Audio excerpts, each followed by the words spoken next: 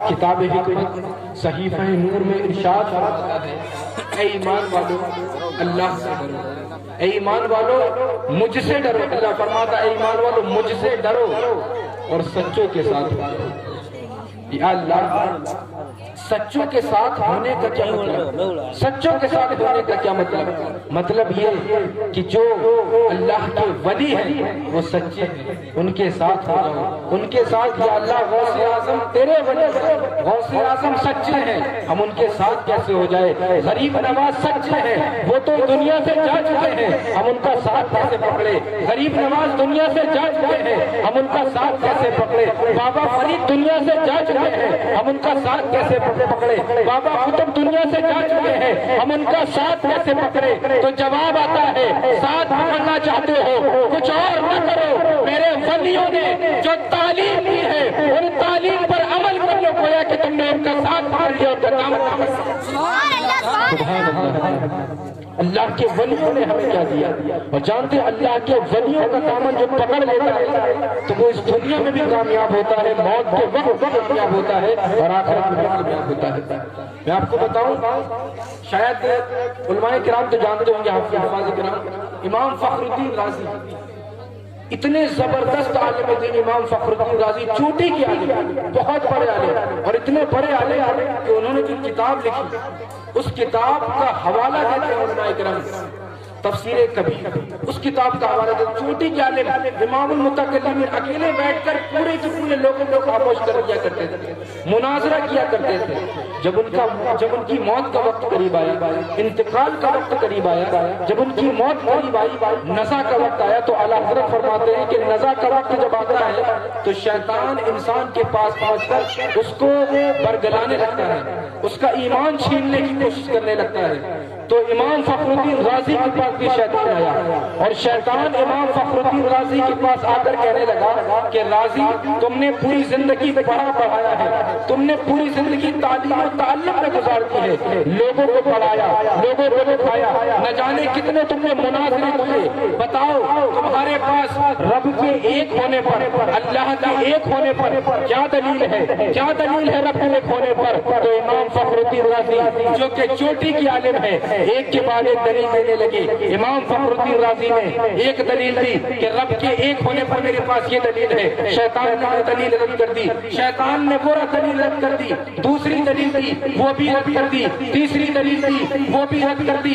امام فخر الدین رازی نے 360 دلیلیں شیطان کو دی، شیطان نے ساری دلیلیں رد کی۔ قریب تھا کہ امام فخر الدین رازی کو وہ برگلا دیتا، امام فخر الدین رازی نے ہاتھ کسی اور کو نہیں دیا، پیر و مرشد نجم الدین کبریٰ کو دیا تھا۔ نجم الدین کبریٰ اپنے مرید سے دور تھے، امام فخر الدین رازی سے دور تھے، دور ایک جگہ پر وضو کر رہے تھے۔ جب وضو کر رہے تو اپنے مرید کی حالت ان کو دکھائی دی کہ میرے مرید کے پاس شیطان آیا ہے اور ایمان چھیننے کی کوشش کر رہا ہے، شیطان میرے مرید کے ایمان کو چھیننے کی کوشش کر رہا ہے۔ امام جب حضرت نجم الدین کبریٰ نے یہ ملاحظہ کیا، دیکھا تو دور سے کہا، رازی چرا نمی گوئی کہ من خدا را بلا دلیل بھی شناسم۔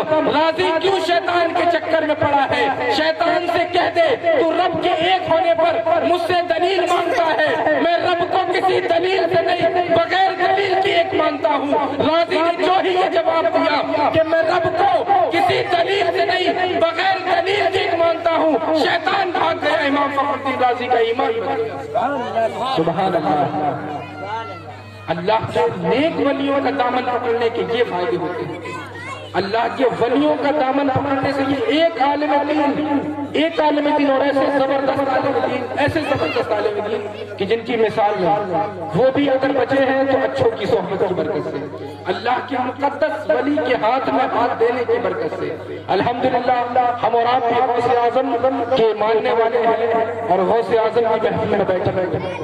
ہماری اور آپ کی ذمہ داری، ہم کہنے کو تو مسلمان ہیں لیکن مسلمان ہونے کے طور پر ایسا مسلم آپ پر ہم پر سب پر نماز فرض ہے، سب پر نماز فرض ہے، ہمیں 5 وقت کی نماز ہر حال میں پڑھنا ہے۔ لیکن آج ہم اپنے آپ میں دیکھیں، ہم نمازوں سے کتنا دور ہیں، دین سے کتنا دور ہے، اللہ کے بتائے ہوئے راستے سے کتنا دور ہے، اور اللہ نے جو راستہ بتایا ہے وہ راستہ صرف اور صرف امن کا ہے۔ ایک صحابی نے حضور سے پوچھا یا رسول اللہ مل اسلام، یا رسول اللہ اسلام کیا ہے؟ ایک صحابی اپنے رسول سے پوچھ رہے یا رسول اللہ اسلام کیا ہے؟ تو جانتے ہیں ہمارے آپ کے حضور نے کیا فرمایا؟ مصطفیٰ جان رحمت نے کیا فرمایا؟ حضور نے فرمایا میرے صحابی تم مجھ سے اسلام کے بارے میں پوچھ رہے ہو، سنو اسلام ہے الطیب، سرکار نے فرمایا کہ میٹھا بولنا، سچ بولنا، حق بولنا، اچھا بولنا اور بھوکوں کو کھانا کھلانا، یہ اسلام ہے۔ سبحان اللہ۔ اسلام کیا ہے؟ اسلام یہ ہے، رسول اللہ نے فرمایا اسلام یہ ہے کہ تمہارا بھائی تم سے کچھ بھی کہے، جیسے بھی بولے، تمہیں اس سے مسکرا کر بولنا ہے، تمہیں اس سے مسکرا کر بولنا ہے اور لوگوں کو کھانا کھلاؤ، یہی اسلام ہے۔ آج ہم دیکھیں کہ ہمارا حال کیا ہے، آج ہمارا حال کیا ہے، آج دوسروں کی تو بات الگ ہے، آج ہم تھوڑی ایک بتہ زمین کے خاطر اپنے سگے بھائی کے سینے پر بندوق تان کر کھڑے ہو جاتے ہیں، یہ اسلام نہیں ہے۔ اسلام تو یہ کہتا ہے، رسول اللہ کی حدیث یہ کہتی ہے، رسول اللہ فرماتے ہیں لا یؤمن احدکم حتی یحب لاخیہ ما یحب لنفسہ، رسول اللہ فرماتے ہیں تم میں سے کوئی اس وقت تک مومن نہیں ہو سکتا جب تک کہ جو اپنے لیے پسند کرے وہی اپنے بھائی کے لیے پسند کرے، یہ اسلام۔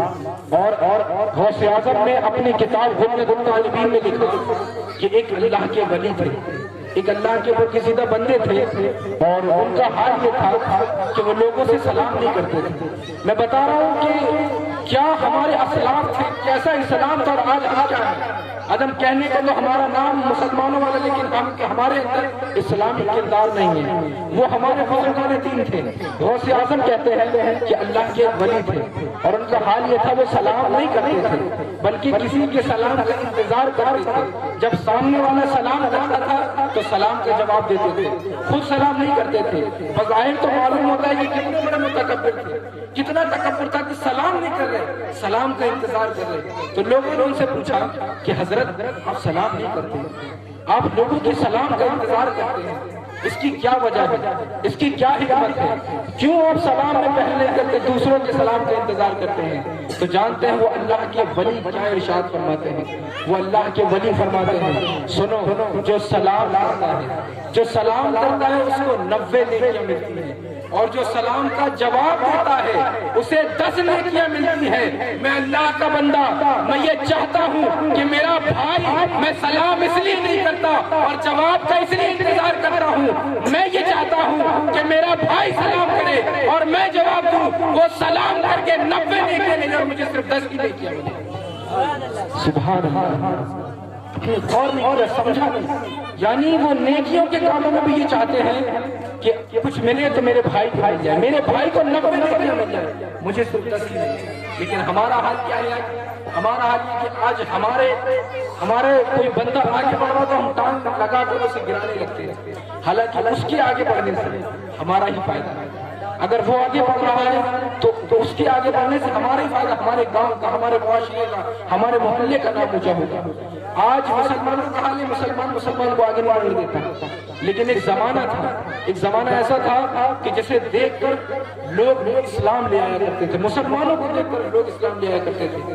ایک شخص بغداد گیا اور اس نے سن رکھا تھا کہ مسلمان یار بہت عزت پا گئے، مسلمان اتنی عزت پا گئے کہ پوری دنیا میں پھیل چکے ہیں اور ان کے اندر پتہ نہیں کیا ہے کہ لوگ انہیں دیکھتے ہوئے متاثر ہو جاتے ہیں۔ تو وہ بغداد گیا اور بغداد جانے کے بعد جب وہ پہنچا تو ایک دکان پر پہنچا، دکان پر دستک دی، اس نے دیکھا کہ میں دیکھوں ذرا کہ مسلمان آپس میں کیسے رہتے ہیں۔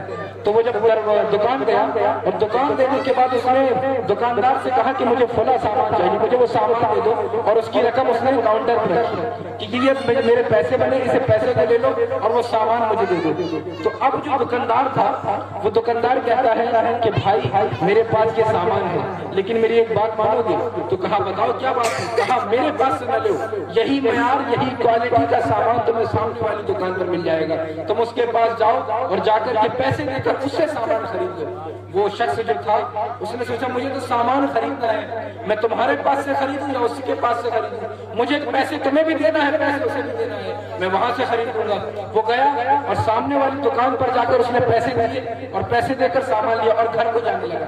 جب وہ گھر کو جانے لگا تو اسے ایک تجسس پیدا ہوا، ایک اندر سے ایک اس کے دل نے کہا کہ یار پوچھتے ہیں کہ یہ شخص نے اپنا نقصان کیوں کرایا، اس شخص نے اپنا گھاٹا کیوں کرایا، یہ خود بھی تو فائدہ کما سکتا تھا، میں تو اس کی دکان پر گیا تھا، اس کو پیسے بھی دے رہا تھا، اس کے پاس وہ چیز بھی تھی، لیکن اس نے مجھے سامنے والے کی دکان پر پہنچا دیا، یہ اپنا نقصان اپنا گھاٹا کیوں کرا رہا تھا؟ تو اس دکاندار کے پاس پہنچا، کہا بھائی یہ دیکھو میں نے سامان خرید لیا ہے اور میں نے سامنے والے دکاندار کو پیسے بھی دے دیے، سامان بھی خرید لیا، پیسے بھی دے دیے، لیکن مجھے ایک بات اٹک رہی ہے، مجھے ایک بات کا تجسس ہے، یہ بتاؤ فائدہ تو تم بھی کما سکتے تھے، میں پیسے تمہیں بھی دے رہا تھا، لیکن تم نے اپنا فائدہ نہ کما کر کے اس کو فائدہ کیوں پہنچایا، تم نے اس کی دکان پر کیوں پہنچا دیا؟ تو مسلمانوں سنو اس مسلمان کا جواب، وہ ایمان والا وہ مسلمان جواب دیتا ہے کہ الحمدللہ آج صبح سے میرے پاس بہت سارے گراہک آئے، میں نے بہت مال کمایا، اتنا مال کمایا کہ میرے گھر والوں کے لیے کافی ہے، میرے بال بچوں کے لیے کافی ہے، میرے والدین کے لیے کافی ہے، میری بیوی کے لیے کافی ہے، سب کے لیے میرا مال کافی ہے، میں نے اتنا کما لیا، لیکن میں صبح سے دیکھ رہا ہوں کہ میرا جو سامنے بھائی بیٹھا ہے اس کی دکان پر صبح سے کوئی گراہک نہیں آیا، اس کے گھر میں بیوی بھی ہے، اس کے گھر میں بھی بچے ہیں، تم میری دکان پر آئے تھے سامان لے کے، میرے پاس سامان بھی تھا، لیکن میرے پاس اتنا رزق پہنچ چکا ہے کہ میں شام کا کھانا کھا لوں، اس کے پاس ابھی رزق نہیں پہنچا کہ وہ شام کا کھانا کھا لے، اس لیے میں نے تمہیں اس کی دکان پر پہنچا دیا تاکہ تم اس کی دکان سے سامان خریدو، اسے پیسہ ملے اور وہ شام کے کھانے کا انتظام اپنے گھر والوں کو کرے۔ یہ معاشرہ تھا اسلام، یہ ہمارے مسلمانوں کے حالات تھے، ایسا اسلام تھا، لیکن آج حال یہ ہے کہ یار اس کی دکان خود ہی بند کرانا ہے، نام وہ میرا بھائی ہے، چچا کا لڑکا ہے، چچا کا لڑکا، میں نے بہت دور کا رشتہ بتا دیا، میں سگے بھائی کی بات بتا رہا ہوں، ہاں سگے بھائی کی بات میں کر رہا ہوں، سگا بھائی بھی اپنے سگے بھائی کا دشمن بن جاتا ہے، سگے بھائی کا دشمن کہ یار میرے بھائی، میں نے دکان کھولی، میرے بھائی نے بھی دکان کھولی، اس کی دکان کو مجھے ختم کرنا ہے، وہ فوراً چکر لگانے لگا، گانے کرائے گا، تعویذ کرائے گا، جادو کرائے گا، یہ حالات ہمارے معاشرے کے ہو چکے ہیں۔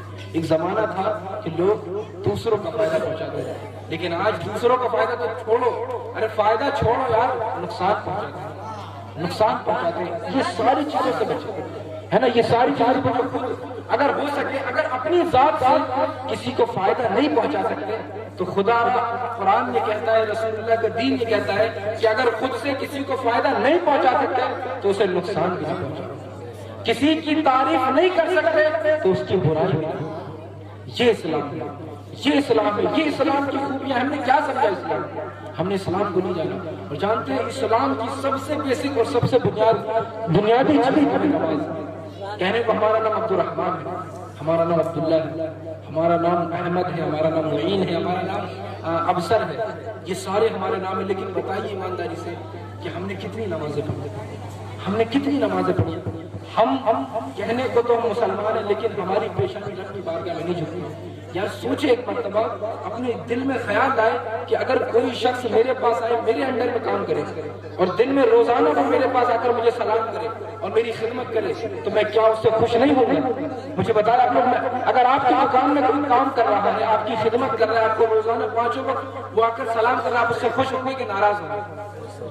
خوش ہوں گے نا؟ اب سوچیے، اور اگر آپ اسے اپنی دکان پر رکھے ہوئے ہیں، اس کے کھانے کا خرچہ اٹھا رہے ہیں، اس کے کپڑوں کا خرچہ اٹھا رہے ہیں، اس کو کھلا پلا رہے ہیں، لیکن اس کی عقل ایسی کہ سامنے سے گزر جاتا ہے، سلام نہیں کرتا۔ آپ کہتے پانی اٹھا دو تو پانی اٹھا کر نہیں دیتا، آپ کہتے کہ میرا یہ کام کر دو، میرا یہ کام نہیں کرتا، تو آپ کیا اس سے ناراض ہوں گے کہ خوش ہوں گے؟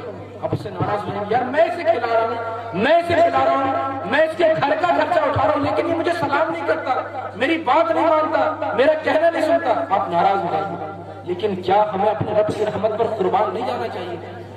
ہمیں اپنے رب کے کرم پر قربان نہیں جانا چاہیے؟ ہم اپنے رب کی 10 سال سے، 20 سال سے، 50 سال سے، 60 سال سے ہم اپنے رب کی نافرمانی کر رہے ہیں۔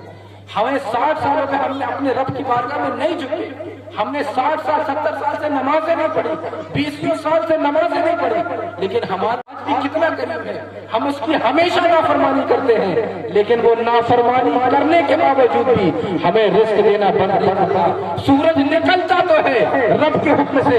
رب یہ نہیں کہتا کہ صرف نمازیوں کی دروازے پر اپنی کرنیں بکھیرنا، نہیں، بلکہ رب تو سب کی بارگاہوں میں، رب تو سب کے گھر میں، سب کے گھر میں کرنیں بکھیرنے کو کہتا ہے۔ بارش ہوتی ہے تو بارش کے قطرات صرف نمازی کے گھر میں نہیں برستے، بے نمازوں کے گھر میں بھی برستے ہیں۔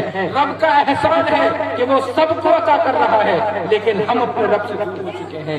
ہم اپنے رب کے لیے نماز نہیں پڑھتے، ہم اپنے رب کی عبادت نہیں کرتے۔ یقین جانے جب ہمارا رب ہم اس کی عبادت نہیں کرتے، ہمیں ٹھاٹ کی زندگی دے رہا ہے، ہمیں آرام کی زندگی دے رہا ہے، اگر ہم اس رب کی عبادت کرنے لگیں گے تو وہ ہمیں اور بھی آرام کی زندگی عطا کرے گا۔ تو رب کی عبادت تو جانتے ہیں آج ہمارے یہاں جو پریشانی ہے، پریشانی کیوں ہے؟ پریشانی کی میں بات بتاؤں، پریشانی کیوں ہے؟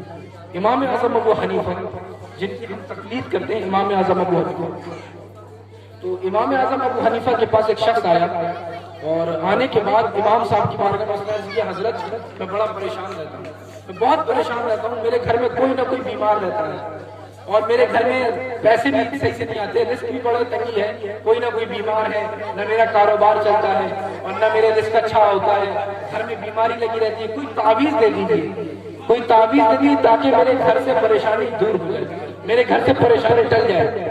تو امام اعظم ابو حنیفہ نے اس شخص سے کہا کہ کچھ اور نہ کرو، گھر جاؤ اور گھر جانے کے بعد اپنے گھر کے مین دروازے میں، جو مین دروازہ ہے اس دروازے پر پردہ ٹانگ لینا۔